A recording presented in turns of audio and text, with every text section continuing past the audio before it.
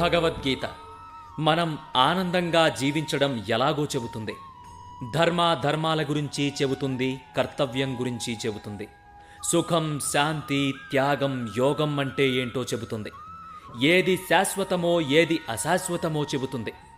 మంచి పనులు చేసేవాడికి లభించే శాశ్వత కీర్తి ఎంతో చెబుతుంది. దీన్ని అర్థం చేసుకున్నవారు ధన్యులు.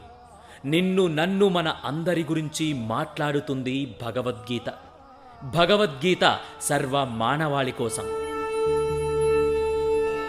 అథ ప్రథమోऽధ్యాయః అర్జున విషాదయోగో నామ. ధృతరాష్ట్ర ఉవాచ ధర్మక్షేత్రే కురుక్షేత్రే సమవేతాయుయుత్సవః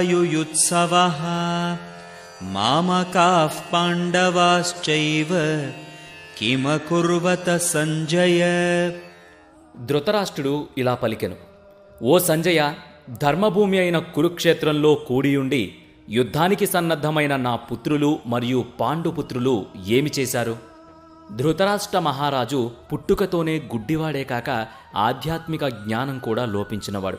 తన పుత్ర వ్యామోహమే అతడిని ధర్మపదం నుంచి తప్పించి న్యాయపరంగా పాండవులకు చెందిన రాజ్యాన్ని లాక్కునేటట్లు చేసింది.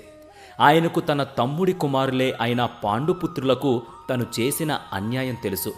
తన అంతఃకరణలో తప్పు చేసిన భావన వలన అతడు యుద్ధం యొక్క ఫలితాన్ని గురించి ఆందోళన చెంది కురుక్షేత్ర యుద్ధభూమిలో ఏం జరుగుతుందో అని సంజయుడిని అడిగాడు. ఈ శ్లోకంలో ధృతరాష్ట్రుడు సంజయుడిని అడిగినది ఏమిటంటే, యుద్ధభూమిలో చేరియుండి తన కొడుకులు మరియు పాండురాజు కొడుకులు ఏమి చేశారు అని. యుద్ధభూమిలో సమావేశమైనది స్పష్టంగా యుద్ధం కోసమే కదా. వారు సహజంగానే యుద్ధమే చేస్తారు. మరి ధృతరాష్ట్రుడికి వారందరూ ఏం చేశారనే ప్రశ్న అడగాలని ఎందుకనిపించింది? అతని సందేహాన్ని తను ఉపయోగించిన పదాల ద్వారా తెలుసుకోవచ్చు. ధర్మక్షేత్రే, ధర్మభూమియందు కురుక్షేత్రం ఒక పవిత్రమైన ప్రదేశం. శతపథ బ్రహ్మంలో కురుక్షేత్రం దేవయజనం అని చెప్పబడింది. అంటే కురుక్షేత్రం దేవతల యజ్ఞస్థలం. కాబట్టి అది ధర్మాన్ని వర్ధిల్లజేసిన ప్రాంతం. పవిత్ర భూమి అయిన కురుక్షేత్ర ప్రభావం వలన తన పుత్రులలో పాపపుణ్యాల వివక్ష పెరిగి తమ బంధువులైన పాండవులని చంపడం తప్పని భావిస్తారని ధృతరాష్ట్రుడు భయపడ్డాడు. ఈ విధంగా ఆలోచించి వారు శాంతి ఒప్పందం చేసుకోవచ్చు. ఆ సంభావ్యత ధృతరాష్ట్రుడికి తీవ్ర అసంతృప్తి కలిగించింది. తన కుమారులు సంధి కుదుర్చుకుంటే పాండవులు ఎప్పటికైనా ఒక అవరోధంలా మిగిలిపోతారు. కాబట్టి యుద్ధం జరగడమే మంచిది అని తలచాడు ధృతరాష్ట్రుడు. కాబట్టి యుద్ధ పరిణామాలు ఎలా ఉంటాయో అన్న సంశయంతో తన పుత్రుల ప్రారబ్ధం ఎలా ఉందో తెలుసుకోకోరాడు. అందుకే రెండు సైన్యాలు సన్నద్ధమయ్యున్న కురుక్షేత్ర యుద్ధరంగ విశేషాలను సంజయుడిని అడిగి ఈ విధంగా తెలుసుకున్నాడు.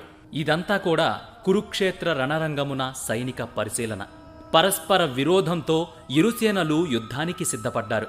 యుద్ధంలో ప్రాణత్యాగం చేయుటకు సంసిద్ధులైన తన సన్నిహిత బంధువులు, గురువులను, మిత్రులను మహావీరుడైన అర్జునుడు ఇరు సేనలలో చూశాడు. కరుణ విషాదములచే ఆవరింపబడిన వాడై అతడు బలమును కోల్పోయి మనస్సు మోహముకు గురవ్వగా అతడు యుద్ధ నిశ్చయమును త్యజించెను.